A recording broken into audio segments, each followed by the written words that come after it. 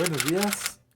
Estamos haciendo la segunda transmisión de este canal de efemérides mexicanas e internacionales. Vamos a hacer un resumen del resumen de efemérides porque hay tantas de las que podemos platicar que se nos acabaría la vida o por lo menos el día. Bueno, hoy es 2 de junio del año 2020. En el año de 1743 ocurrió que un famosísimo historiador de origen italiano, avecindado aquí en la Nueva España, en ese entonces, se dedicaba a estudiar lenguas indígenas y a indagar todo sobre lo que era la historia prehispánica. Pero en una ocasión se le ocurrió que quería hacer que la Virgen de Guadalupe fuera coronada. Entonces se fue con muchas personas de la alta alcurnia de aquellos años y logró reunir un muy buen dinero, lo cual causó envidias. Y entonces le inventaron delitos, que es que había entrado ilegalmente a la Nueva España, porque era italiano, y que se había apropiado de documentos de la Santa Inquisición. Luego entonces, con estos cargos, pues que lo aprenden un día como hoy, pero del año 1743. Bueno, para mencionar algunos personajes, nace en Tetela, hoy de Ocampo, en Puebla, Juan N. Méndez, que llegará a ser político y militar defensor de la patria contra los invasores norteamericanos y contra los invasores franceses. Bueno, puedes leer un poco más de este personaje en el blog al respecto, te pondremos abajo la información. Bueno, también, pero en el año, bueno, del señor Juan N. Méndez fue en 1820 que nació. 10 años después, en 1830, nace Antonio Plaza Llamas, que fue un poeta y militar.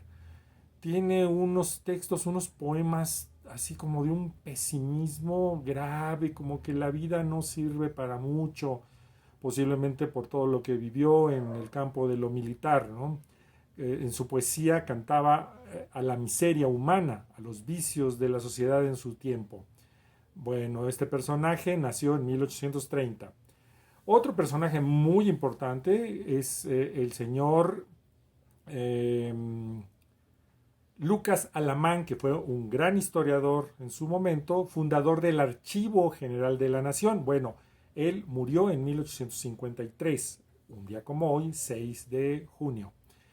Bueno, otro personaje muy importante que nace en el año de 1887 es el señor escritor Gerardo Estrada, quien destaca además como periodista, poeta, novelista, historiador y diplomático muy importante, que es autor de la doctrina internacional conocida con su apellido paterno, la doctrina Estrada, de no intervención de nuestro país en los asuntos de gobierno interno de otros países, que había sido muy vituperado en los anteriores gobiernos y está retomado en la actualidad. Ay, se me estaba pasando, de repente voy a ir saltando fechas para adelante y para atrás. En 1774 se le concede a don Pedro Romero de Terreros la cédula real dada por el Juan Carlos III para que funde en la Ciudad de México el llamado Montepío, o que es en realidad una casa de empeño, similar al que había en Madrid. Esto era con el fin de compensar o por lo menos minimizar los efectos de los prestamistas judíos que había en aquellos años. Este iba a ser un prestamismo, pero con carácter católico. Entonces se supone que iba a ser diferente. No sabemos en qué, pero por lo menos ahí ya va uno al monte de Piedad cada que tiene que hacer viacrucis porque no tiene dinero, ¿no? Va a empeñar todas las joyas de la casa. Bueno, otro personaje interesante, el general Marcelino García Barragán, nace en 1895. Él llegó a ser el secretario de la Defensa Nacional durante el gobierno de Gustavo Díaz Ordaz. Fue un revolucionario que participó junto con Francisco Villa. Nace un día como hoy, en 1895. En el campo del espectáculo, el señor Juan Bustillo Soro, director y guionista, escribió y dirigió varias películas. Ahí está el detalle, ¿se acuerdan de Cantinflas que sale en esa película? Bueno, él la dirigió. Otras, Las Mañanitas, acá Las Tortas, Por ellas aunque mal paguen, bueno, un titulito muy interesante. Bueno, Juan Bustillo Soro. Creo que en la Cineteca hay una sala con su nombre. Por ahí me lo confirman, por favor. Bueno, otro personaje importante de quien podemos hablar, bueno, hay varios. Joaquín Solano Chagoya, que fue un militar que participó en la Olimpiada de Londres y ganó la medalla de bronce junto con su equipo en la prueba de los 3 días de equitación. Expertazo. Ya después, cuando regresó con ese logro, pues pretendió entrenarse para los Juegos Centroamericanos en San Salvador, pero ya no sabemos por qué no lo mandaron. Pero qué interesante, ¿no? Un personaje de éxito. Pensemos ahorita en Enrique Nicolás José Gorostieta, perdón. Enrique Nicolás José Gorostieta Velarde, que fallece en 1929, fue un joven general perteneciente a las fuerzas de Victoriano Huerta, quien había usurpado el gobierno de Francisco I. Madero. Al salir este gobernante del lugar, todavía trabajó un tiempo en la milicia, pero después fue contratado por la Liga Nacional para la Defensa de la Libertad Religiosa, que de alguna manera inició lo que se llamó la Guerra de los Cristeros. De este personaje hicieron una película más o menos recientemente con Andy García, por ahí vela, tal vez te pueda ser interesante.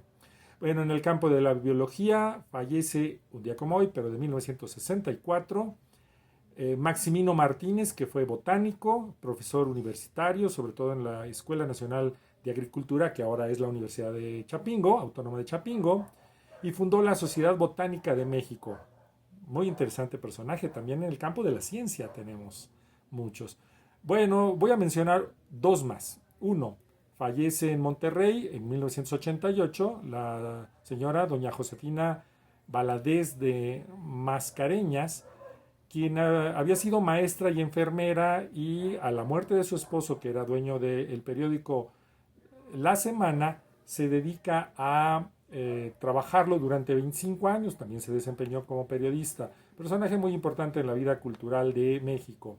Y el último del que voy a hablar, no porque no haya otros, es que hay otros bien interesantes, y en el blog de Efemérides ampliamos mucho la información de cada uno de estos personajes. Está el fallecimiento en 1987 de Juan Francisco Azcárate Pino, que fue un ingeniero aeronáutico mexicano que inventó un avión. El avión se llamaba Azcárate OE-1, ¿sí? Fundó una empresa que se llamó la... bueno, ahorita buscamos el nombre, pero hizo un avión que se llamó el Corsario Azcárate para la Fuerza Aérea Mexicana. Es decir, en México hemos tenido personajes muy importantes. Vete al blog, ahí vas a ver la fotografía de este importante personaje y la de su avión, el Azcárate OE-1, muy interesante.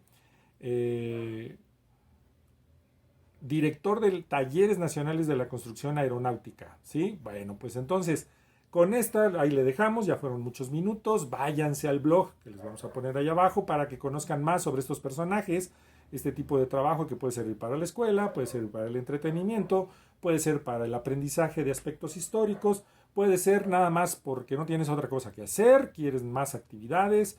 Aquí están las efemérides mexicanas e internacionales. Nos estamos viendo.